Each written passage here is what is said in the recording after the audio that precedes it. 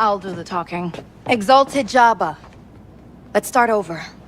We apologize for our slights against you and beg for your grace. Welcome to Mojo Plays, and today we're taking a look at hidden secrets, references, and activities to partake in while playing Star Wars Outlaws. I guess it's being sold to Jabba, but you'll never...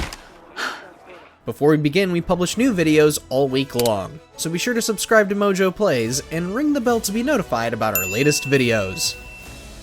The Lars Homestead. Find anything good? You're late. We're late too. Upon learning that Tatooine is one of the planets featured in Star Wars Outlaws, one might be quick to ask, ooh, can we visit Luke's house? Short answer is yes. Long answer is, sort of. This place has already been picked clean. Let's go. If you expected to encounter a young Luke Skywalker before he became a Jedi, well, that's mighty optimistic of you. No, Luke's house has long been torched by the Empire, and by the time you arrive, a couple of scavengers will tell you the place has already been looted. What they fail to tell you is that one container remains, but the lock is pretty difficult to pick. Think you can claim the last possession of the Lars Homestead? Nice work. Arcade games.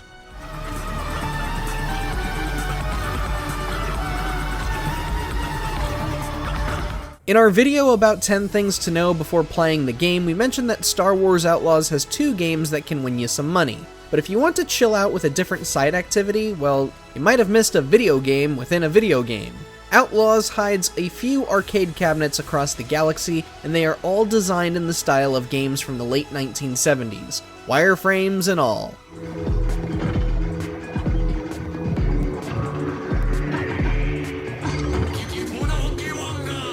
Though you won't get any kind of reward to aid you in your jobs, earning a high score in any one of these games will net you a trophy or achievement.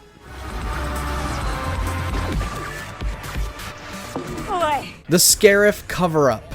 You help my friends, and I'll help yours. You cross me again, I'll sell you to the Emperor myself. While exploring the planet Akiva, Kay comes across a group of rebels being held in a prison and finds one of them recognizes her. The man, Asara, explains to Kay that he joined the rebels as a means to avenge his sister after she was killed during a mission on Scarif. She was my sister, and she died at the Battle of Scarif. Surprisingly, Kay admits to never even hearing about this event, to which Asara reveals that the events of the movie Rogue One were all covered up by the Empire. I'm sorry. Never heard of it. The Empire made sure of that. The only ones who really know about the events that took place on Scarif are the ones who were directly affected. Nix, play dead! Bang, bang! You will find all sorts of activities to do with Nix as you recruit the hands you need for your heist. Eat local food, assault guards, commit breaking and entering, and when you want a little target practice, Nix might be a good way to practice, assuming you won't actually pull the trigger on him. Please don't do that. He's adorable. We need to protect him.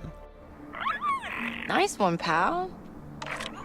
Hover your reticle over him long enough though, and Nix will pretend as if you shot him.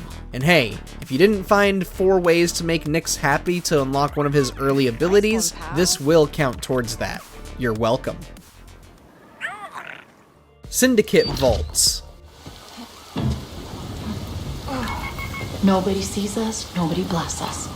If you've been too focused on the main story and haven't done much for side missions and collectibles, you might want to take a break from the story and at least go for Syndicate Vaults. Each of the 4 syndicates have vaults to break into on various planets. Problem is that each vault will be heavily guarded. Assuming you have a good reputation with one syndicate, you might be able to walk around the outskirts of where the vault might be.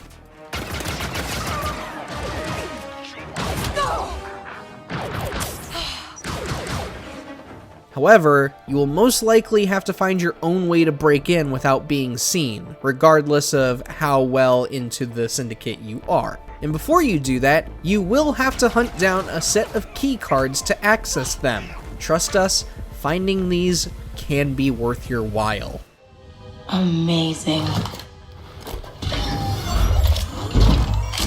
The Cursed Booth. Don't sit there, that booth is cursed. Okay, one more Tatooine-related reference. Back in Mos Eisley, head over to the cantina sometime after your run-in with one of the key story characters. Close to the entrance, you might hear two characters arguing about a booth. One of your superstitions again. Or never cut through a bantha crossing. Spit after you see a mirage or it's bad luck. Throw sand over your shoulder before you sell water. One of them believes one particular booth to be cursed, as anybody who has ever sat there has been shot. While that may be true, we can think of one smuggler who used the mystical powers of CGI to avoid certain death. So, maybe the pilot is right and it's just another dumb superstition her friend made up. Who's to say? This isn't a superstition. Everyone who sits in that booth gets shot. You want that to be your final resting place? Be my guest. The Separatist War. You got any better ideas? No. Find the factory schematics first. Slice into a terminal in their district and see what you can learn. On Kijimi, K and ND5 can have an exchange while trying to break into an Amiga territory of the city. ND5 mentions how he fought in the Separatist War, which is a very, very specific thing to mention. You ever get through a defense system like that, ND5? Yes, Kay. I fought in the Separatist War. In a previous video, we explained how the Separatist War was an event that took place in Star Wars The Old Republic on a planet called Ord Mantell after their government sided with the Empire. Lots of good people got stuck in Manat Point when the bridge went out. The Separatists are trying to divide us. Divide and conquer, right? A few commenters pointed out how that may not be the case, and how droids refer to the Clone Wars as the Separatist War. We'll let you decide, though, on how to take ND5's comment, as it could really be either or.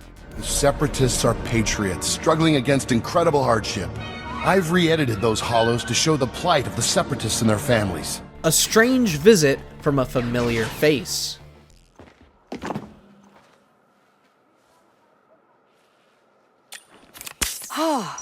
Later on in the story, one troubling event leads you to infiltrating Jabba the Hutt's palace, and there are a ton of Gamorrean guards keeping the place on lockdown, more or less in some areas.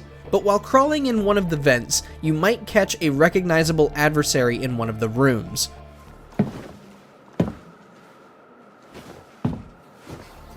Boba Fett? What in the world is he doing here? Well, it isn't long before you get your answer. Looks like he just got back from the carbonite chambers, and he's bagged himself a pretty big target. Was there a juicy secret you stumbled across while exploring the galaxy? Let us know down in the comments, and be sure to subscribe to Mojo Plays for more great videos every day.